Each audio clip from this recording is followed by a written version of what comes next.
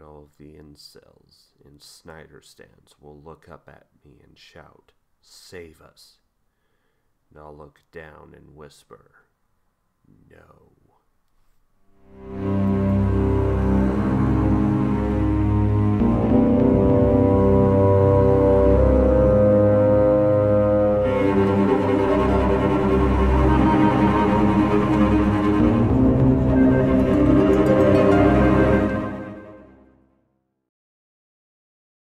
What message do you bring?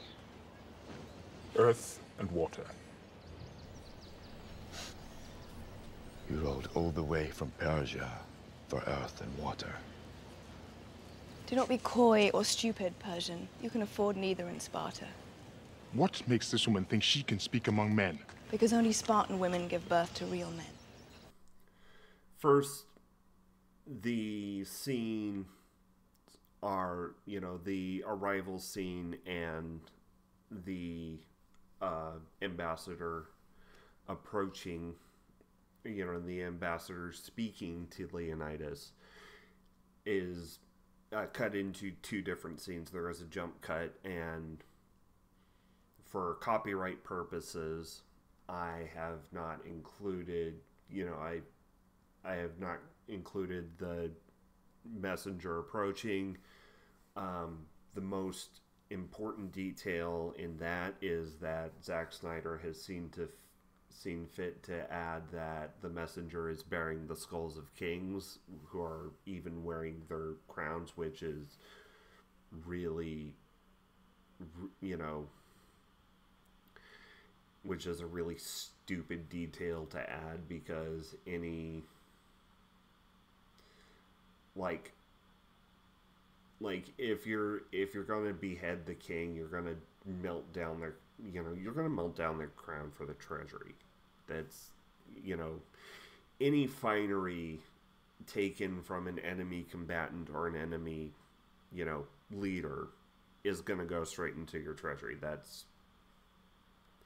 But it's, it's done for a very specific reason, as is, the adding the laconic wit into the queen's mouth for this scene, rather having everything being put onto Leonidas's onus. And this is done, and of course, showing the Persian as a misogynist. And this is done for a very, very specific reason that we will see later in the scene. So basically, when the Persian messenger approaches, and we have similar dialogue, but we do have some tweaks from Snyder. We have a reassignment of lines. And he puts the more laconic wit in the mouth of the queen, and I, as much as I am loath to assign them props to Snyder for the only Spartan women give birth to real men, I feel that is a very authentic phrase. It's got all kinds of, supremacy and eugenicist and, toxic masculinity baggage all wrapped up in it, but it feels very laconic, in my opinion. And so we're going to continue. Let us walk to cool our tongues. If you value your lives over your complete annihilation, listen carefully, Leonidas. Xerxes conquers and controls everything he rests his eyes upon. He leads an army so massive it shakes the ground with its march, so vast it drinks the rivers dry. All the god King Xerxes requires is this: a simple offering of earth and water, a token of Sparta's submission to the will of Xerxes. And now, now we're showing Leonidas as the reasonable head in the discussion, and as he suggests that they take a walk to cool their tongues, to let passion simmer and discuss things more controlled. And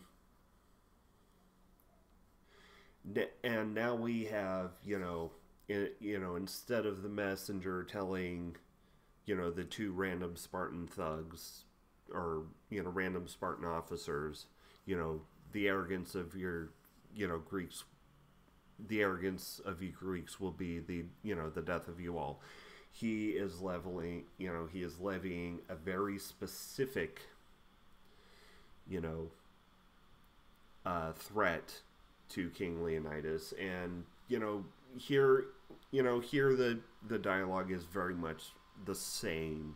It is similar enough, and even the framing of the shot is similar enough to the graphic novel that there's not much to comment on here, save for the addition that is depicting Leonidas as the cooler head for some reason.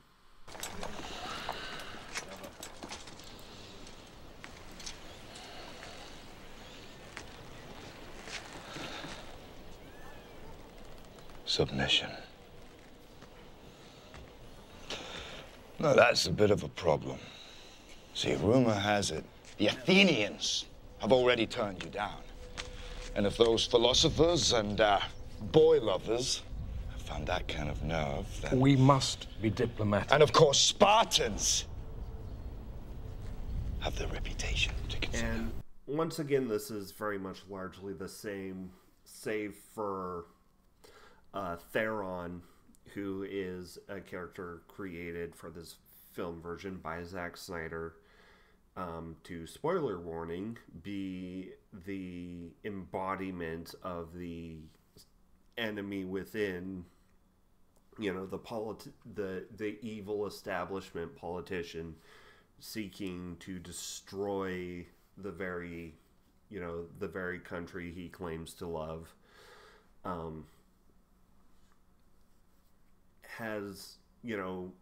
Is being, has an interjection to be more diplomatic when, Leonidas has his lines about how Sparta has its reputation to consider because, of course, the Athenian-Spartan rivalry is famous even today. Like, when Greek history is taught, it's taught through the lens of the Athenian-Spartan rivalry and comparing and contrasting Athens to Sparta. But, once again, this is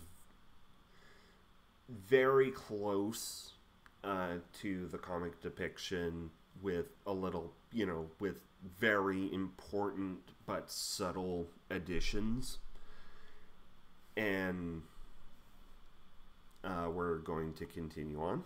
Choose your next words carefully, Leonidas. They may be your last as king. So instead of saying choose your next words carefully as, which is, as is fitting to a ambassador engaging with, diplomatic relations to the head of a foreign state, especially one where cultural differences are, at hand and are an issue. You've got to be very careful with how you phrase things, lest you accidentally, or perhaps not so accidentally, start a war. Zack Snyder sees fit to add the line, "They may be your last as king," which is a not so subtle threat to the head of a foreign state, and which is once more, adding to what's is really the big divergence between these two scenes.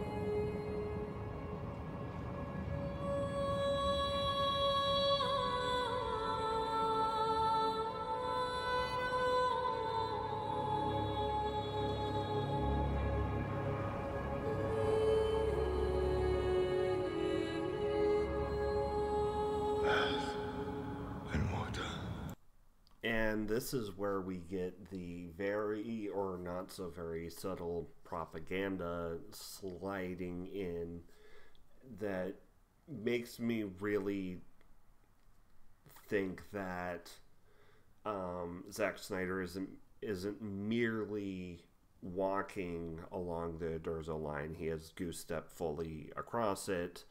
You know, we have a close-up on Leonidas's face where he is, you know, and, you know, it cuts to looking at his land and then his people, and, you know, ethereal music is playing in the background to stir the emotions of the audience and, you know, instill the love of your country and people and wife that Leonidas is feeling at this moment, which, you know, is, you know, once again, an invention of the film, and it really, like, the entire purpose of this scene so far is to put the onus of the act of the coming war away from Leonidas and onto the shoulders of the Persian messenger. And it only gets worse from here. Earth and water.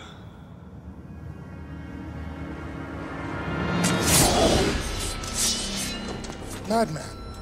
You're a madman. Earth and water. Well, you'll find plenty of both down there. No man. Persian or Greek, no man threatens a messenger. And there is our last, I mean, for the most part, up until the kick, there is our last real, authentic, in my opinion, translation from page to screen. Though, once again, in the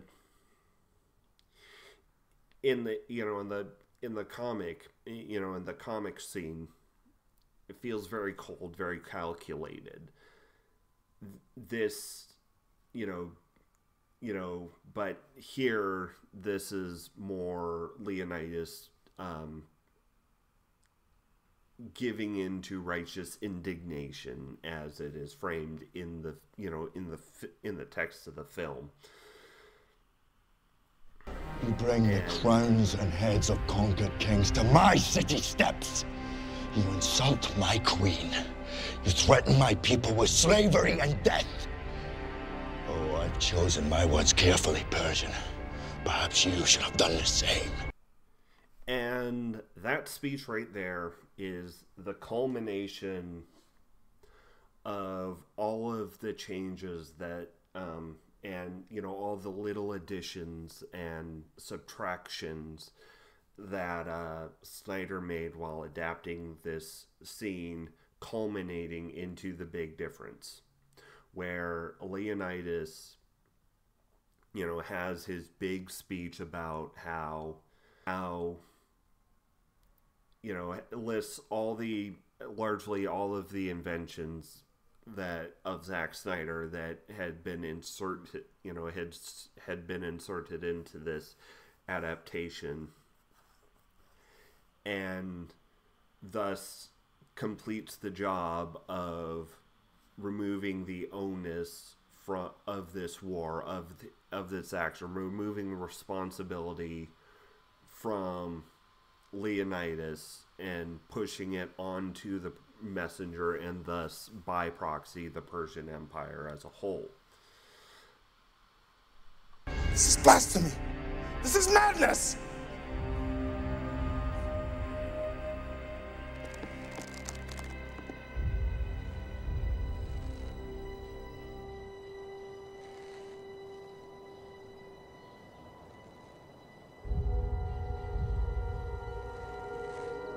Madness.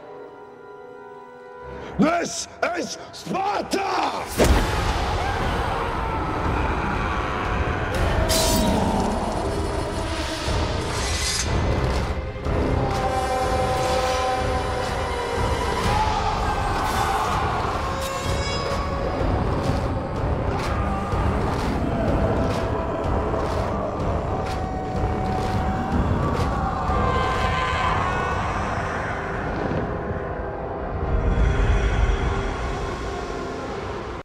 And even at the end, it's the subtle little change of dialogue, the addition of Leonidas looking to his wife, and and the queen granting her assent, nodding in approval, once again removes the onus of this diplomatic incident from Leonidas and pushes it off onto, pushes the responsibility for this war and this upcoming massacre, upcoming self-inflicted massacre from Leonidas and onto just about everyone else in the scene. And as opposed to the line, this is Sparta, as it pulls back, in the graphic novel, the panel pulls back for a full body shot for the two of them, and to indicate that a bit of metatextual commentary. It's not exactly breaking the fourth wall, but both, Leonidas is both telling the messenger that this is Sparta, but Frank Miller is also telling the audience that this is Sparta. Sparta is the kind of nation that will just straight up assassinate an ambassador just because they don't like the message. But instead, the camera zooms into Leonidas's faces, and he repeats, "Madness. This is Sparta." So he is affirming. So instead of a declaration to the audience that Sparta is the kind of nation that will just straight up gank your messengers, Leonidas is saying that, is declaring, this is purely Leonidas declaring to the messenger that this is his country, this is his home. He is not mad for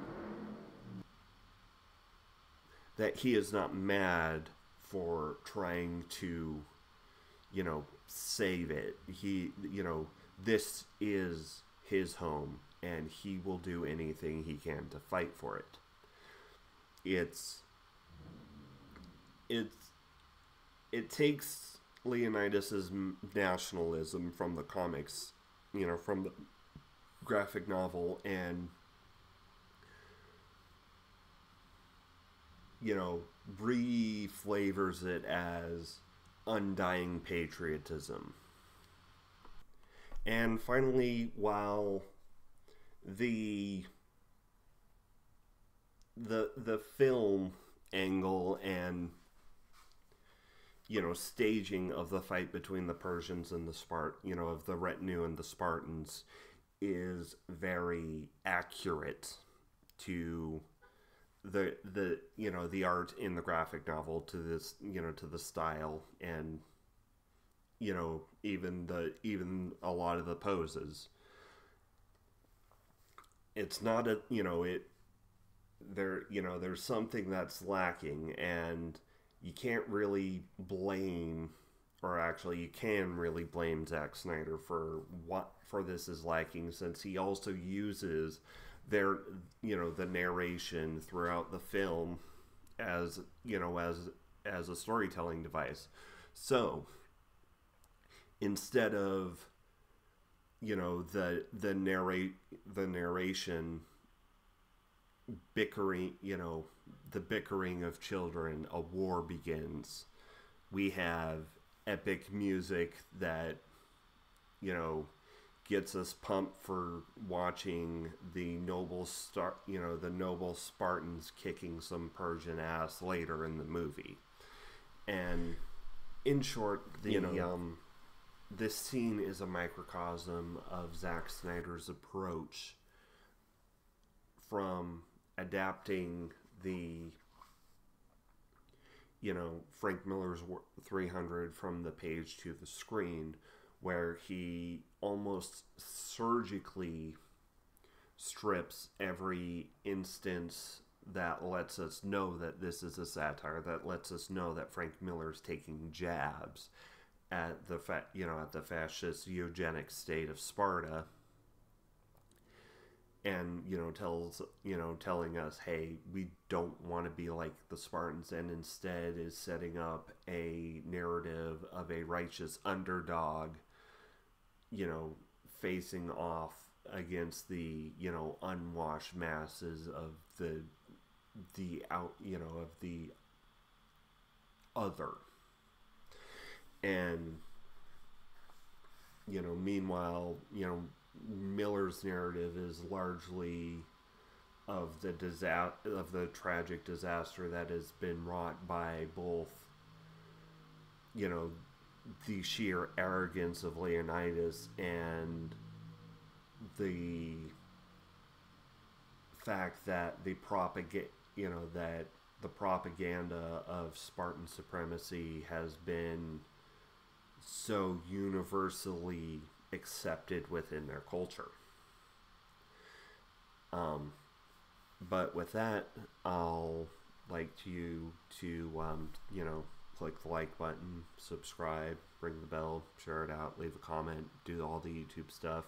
Remember, if I hit 250 before March 31st, I'm going to do a live stream where I karaoke Don McLean's American Pie blindfolded.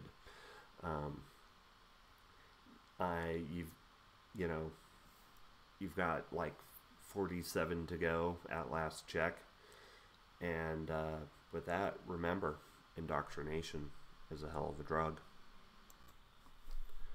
Generals gathered in their masses, just like witches at black masses. Evil minds that plot destruction, sorcerer of death's construction.